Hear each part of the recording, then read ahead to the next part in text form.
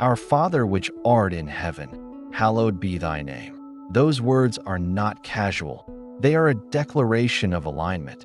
And if you truly speak them, you are stepping into the shocking reality that you are addressing the Most High directly, calling him Father, not a distant force, but an intimate authority.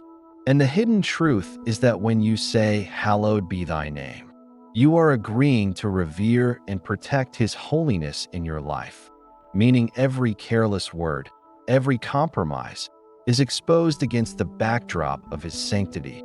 And this is why the enemy trembles when you pray it with conviction, because it dismantles pride and positions you under divine order. Thy kingdom come, thy will be done, in earth as it is in heaven. This is no empty request, but a dangerous surrender, because when you ask for his kingdom to invade, you are secretly asking for your own kingdom to fall, your will to be crushed beneath his. And this is the shocking reason so many avoid praying it with depth. Because the Spirit may uproot hidden idols, relationships, or ambitions that don't match his eternal plan. And yet if you dare to say it, you open the gates for heaven's strategies to manifest in your ordinary circumstances, and the unseen realm begins to align with your obedience. Confirming Romans 8 verse 28 that all things will work for good because they now operate under his rulership, not your control. Give us this day our daily bread. This seems simple, but beneath it is a radical exposure of trust, because you are confessing that without his provision you have nothing. And when you truly depend on him for daily bread, not just food but revelation, wisdom, and strength, you are rejecting the lie of self-sufficiency that culture glorifies. And here is the hidden power. You are training your spirit to break anxiety because you no longer need to see tomorrow's supply. Only today's, just as the Israelites in the wilderness had to trust manna one day at a time. And when you embody this posture, you shock the enemy, because you are too anchored in God's faithfulness to be manipulated by fear of lack. And forgive us our debts, as we forgive our debtors. This is one of the most dangerous lines, because you are actually tying God's forgiveness of you to your willingness to release others. And if you hold bitterness, this prayer exposes it like a mirror, forcing you to confront the secret grudges that rot the soul.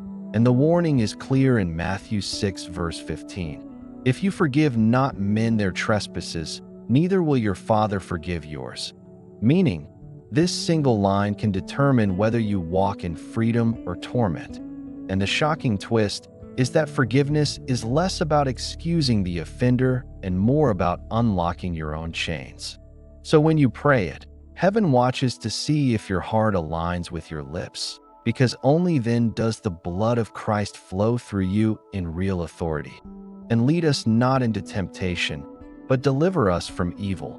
This is not a passive plea, but a strategic cry for divine interception, because temptation is never neutral.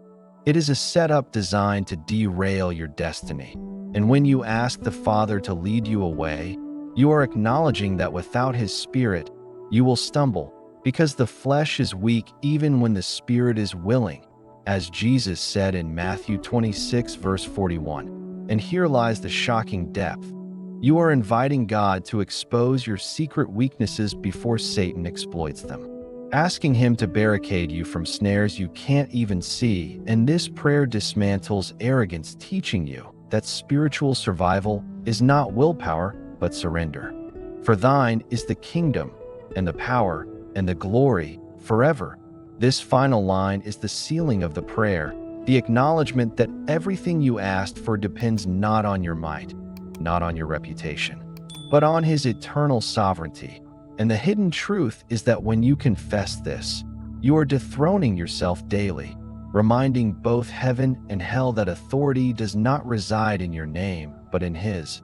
And this is why demons flee at the name of Jesus, because that name carries the weight of eternal dominion. And to close the prayer with this declaration is to stand under an unshakable banner of victory, confessing boldly that the story ends with his glory, not yours. So the shocking power of the Lord's Prayer is that it is not a ritual to recite half asleep.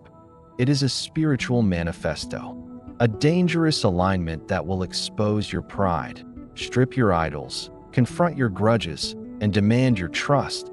But in exchange, it will clothe you in authority, shield you from temptation, feed your spirit, and root you in the eternal kingdom. And the challenge is this: will you dare to pray it with your whole heart, not as tradition, but as surrender, knowing that every word carries weight in heaven and terror in hell? Because if you do, you will never say, "Our Father," casually again. If this video has blessed you, let me know by hitting the like button, sharing it with someone who needs to hear this, and dropping your comment below. Don't forget to subscribe for such videos that strengthen your walk with God.